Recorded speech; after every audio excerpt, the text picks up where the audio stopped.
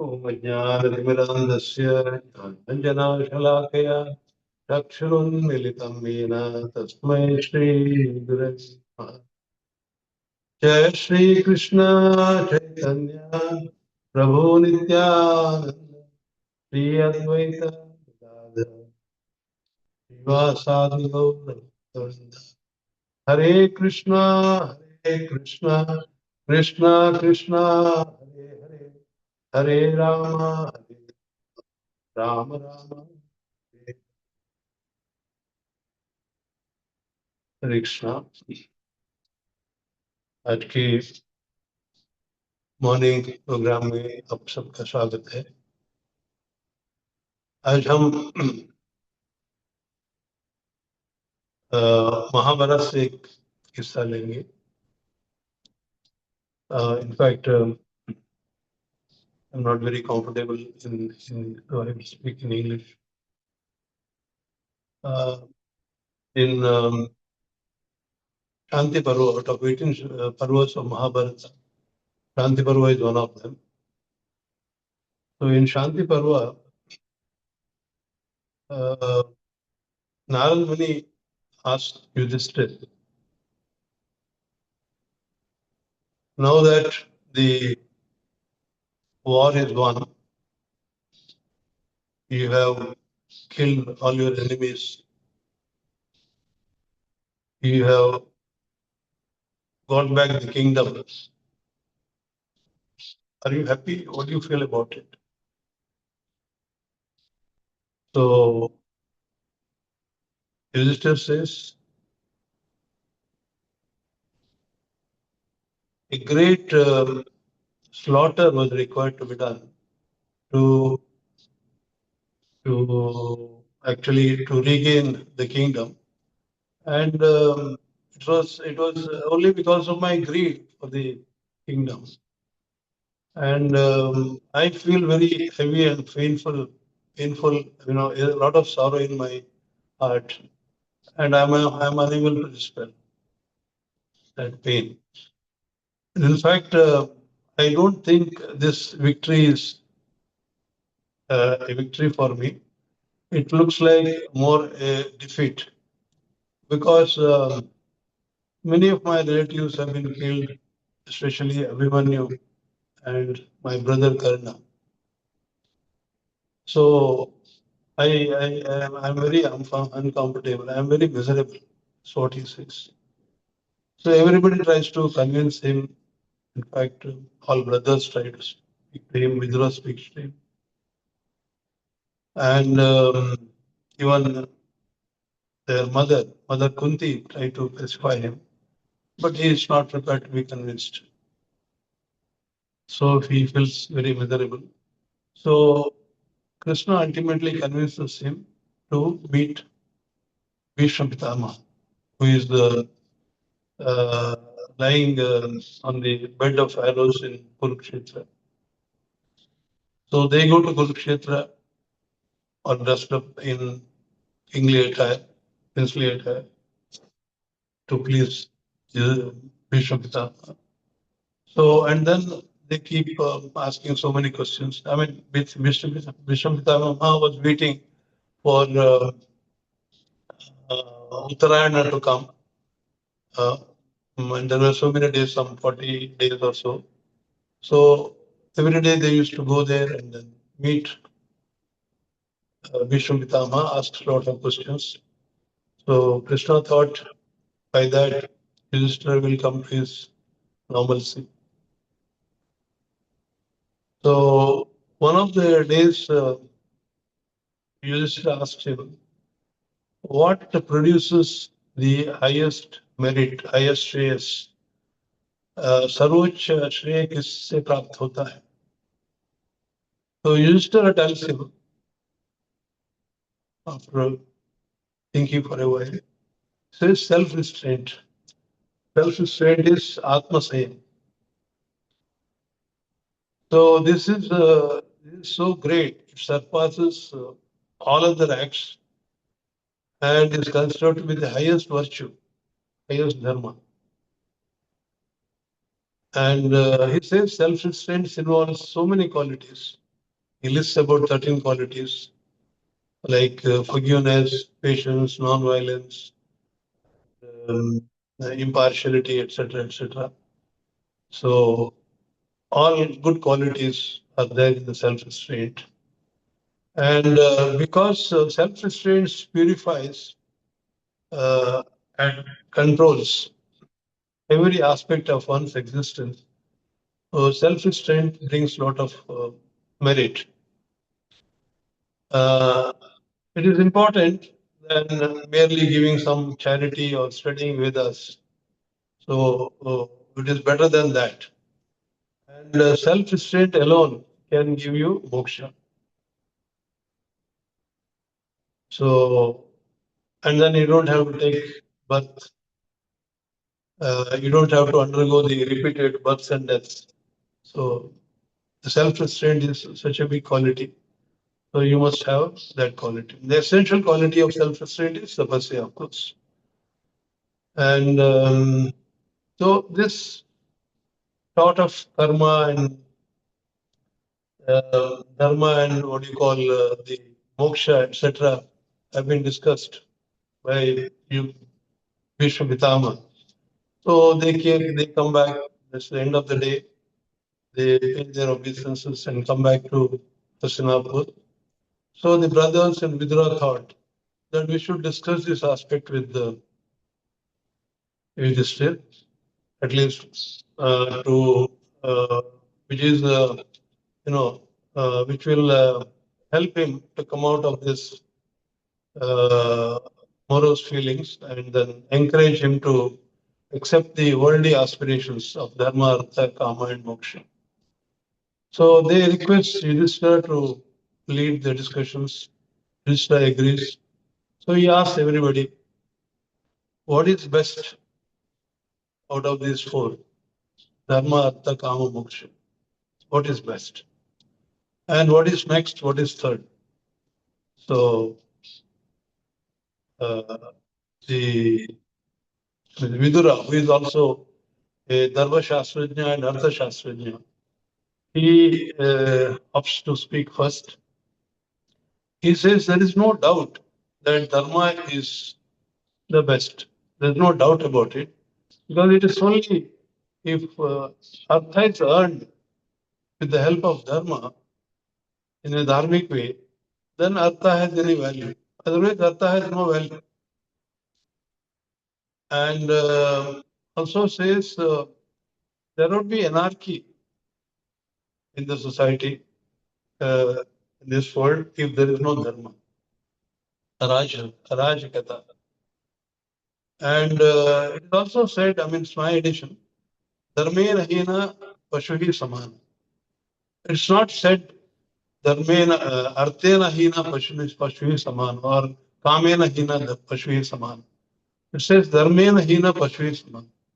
So dharma is, I mean, that stands out from any other artha, kama, and moksha. So he says dharma is first, artha comes next, and kama is the third. So Arjuna says Arjuna is artha shastrajna, like other two. This what do you call Nakula and Sahadeva, also they are artha shastrajna. So he says artha is the best. Only artha does not mean only wealth, dravya. It also means jnana. And even normal living is not possible without the help of artha. So artha is required even to do dharmic deeds, and to attain moksha also jnana is required. So the jnanis get Brahma Jyoti. So for that purpose jnana is required. So artha is even to make dharmic rituals and to attain moksha, you need jnana and artha. So that is required. So that is dharma and artha are dependent on dharma and moksha are dependent on artha. So that is what his conclusion. So he says artha is topmost, then comes dharma, then then comes Kama. Now, the both Nakulas they also agrees with this opinion of Arjuna. Now, Yudhishthira somehow says, I don't agree with all of you. I think moksha is the best, moksha is superior, because all human activities, endeavors, is ultimately towards acquiring moksha. So, moksha is the best. So, that is his opinion. Now, Bhima comes. Bhima says, I have a totally different view. According to me, Kama is the best. Because Kama means willpower. It is not only the lust. And if you have Kama or desire, you can achieve everything. All Purusharthas you can achieve. If you don't have a desire, you don't have the willpower, then you cannot have any of, you cannot have a desire to have dharma, to act in a dharmic way. You cannot have a desire to earn wealth. Yeah, you cannot have desire to do anything. So desire is more important, and that should be ucha desire, ucha ichas, ucha kamas, not nicha kamas. Yeah. So nishuddha kama, not nishuddha kama, but anishuddha kama. So you must have that kama. So unless you have a desire to do dharmic activities or to earn wealth virtuously, and desire to engage that wealth in a dharmic way, you cannot have moksha. So from all point of view, this kama is the superior. Even a little bit of lust is required, because otherwise Vamshavriddhi will not take place. So kama is more important than any other. It's the foremost. He thinks it's that is the foremost. So then he says, all four have given their views. Then he tells Yudhishthira, my dear brother, now that you have earned your kingdom, undergoing a lot of tribulations, difficulties, it is time for you to have a desire to uh, not to be distressed. And please come out of this your distress and pursue a course of pleasure for yourself. In fact, he is suggesting marry a couple of wives. So Yudhishthira says, I understand you all have a particular conviction and you have a lifelong experience. So because of that, you have given your views. But I stick to my view. My view is that the real purpose of human life is to completely detach oneself from matter, including dharma, artha, kama, moksha, all these four goals, and become freed from the dualities of material life. And then only you can get the fourth stage, that is moksha. So I hold on to this view. So everybody now did not want to argue this matter much. So they said, okay. So that's the end of it. So this is what the Dharma Shastras tell us about these four Purusharthas. Now let us see what the Bhakti Shastras talk about this, and who is better person than Srila Prabhupada to tell us about Bhakti Shastra. And as Gaudiya Vaishnavas, we have a different view. So he says, Dharma, Artha, Kama, Moksha. Prabhupada says, they're only the material goals, and they are stepping stones. Stepping stones towards the ultimate goal. So what is the ultimate goal? The ultimate goal is to achieve prema bhakti.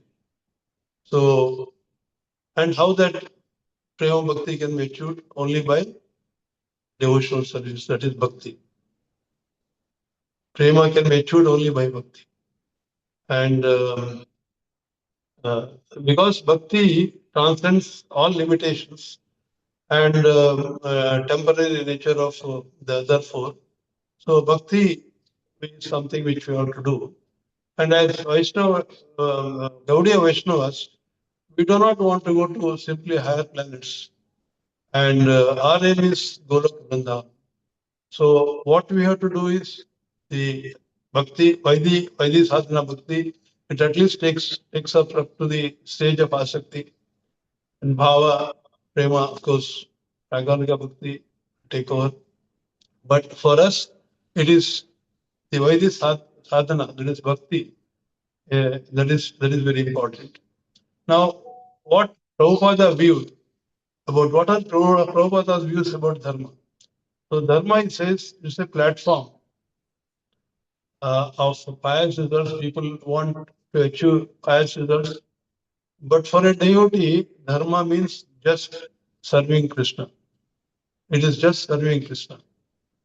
And the artha means a temporary necessity for meeting our day-to-day requirements, worldly life. But pursuing it for sense gratification would lead us to entanglement and frustration.